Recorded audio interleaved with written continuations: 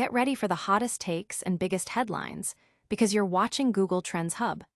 We're diving headfirst into the news that's breaking the internet, starting with YouTube's groundbreaking policy shift that could see creators banned for COVID-19 and election misinformation making a comeback. This is a massive change that's already sparking debate across the political spectrum, and we've got all the details you need to know. Next up, we're getting personal with the hilarious Lilly Singh as she stops by our studio for a high-stakes game of Shaken Not Stirred. She's facing down tough questions about her YouTube career, pop culture, and her new movie, Doin' It, all while spinning a wheel of questionable cocktail ingredients. You'll have to see it to believe it. But wait, there's more. We're going back to YouTube for a deep dive into the implications of this creator reinstatement policy. Who will be welcomed back? And what does this mean for the platform's content moderation moving forward? We're breaking down the pressure from the Biden administration and the fight for free expression. And finally, we're revisiting the story that's got everyone talking: YouTube reversing its ban on COVID-19 conspiracy theorists and election misinformation spreaders. We'll explore the reasoning behind this monumental decision and what it signifies for the future of online discourse. Don't go anywhere. Hit that subscribe button and ring the notification bell so you never miss an update. YouTube is opening the door for creators previously banned for COVID-19 or election misinformation to apply for reinstatement. This marks a significant rollback of YouTube's previous policy, which treated such violations as permanent offenses. The move comes after mounting pressure from Republican lawmakers who accused the platform of participating in a censorship regime.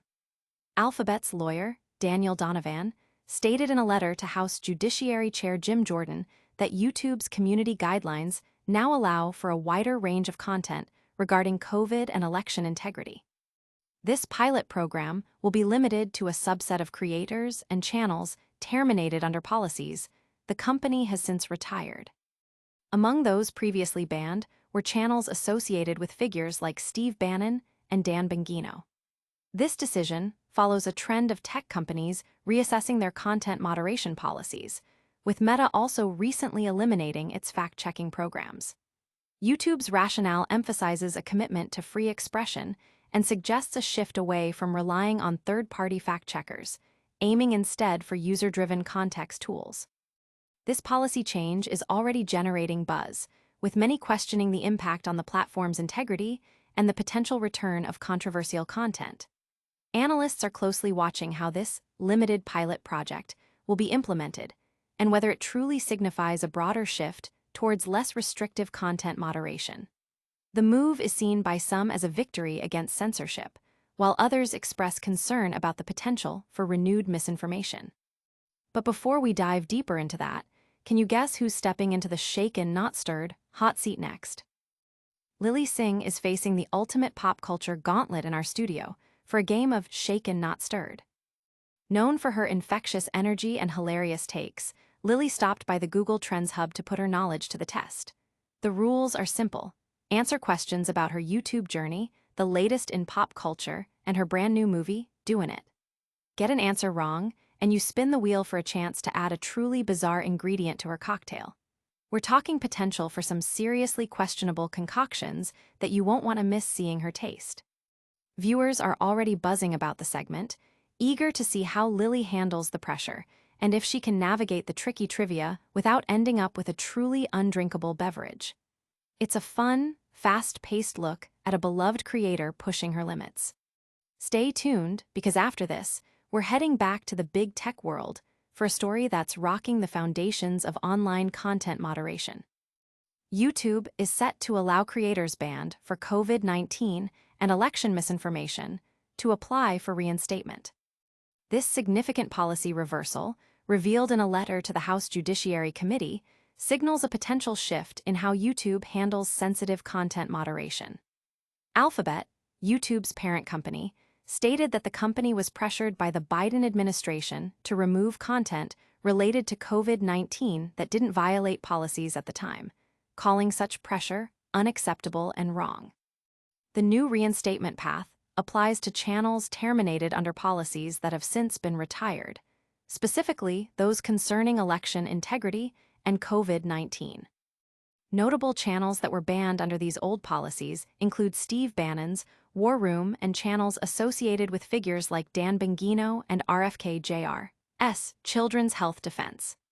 Alphabet emphasized its commitment to free expression and stated that YouTube values conservative voices on its platform, recognizing their significant reach and role in civic discourse. This move is seen by some as a direct response to Republican pressure and investigations into alleged government-directed content moderation.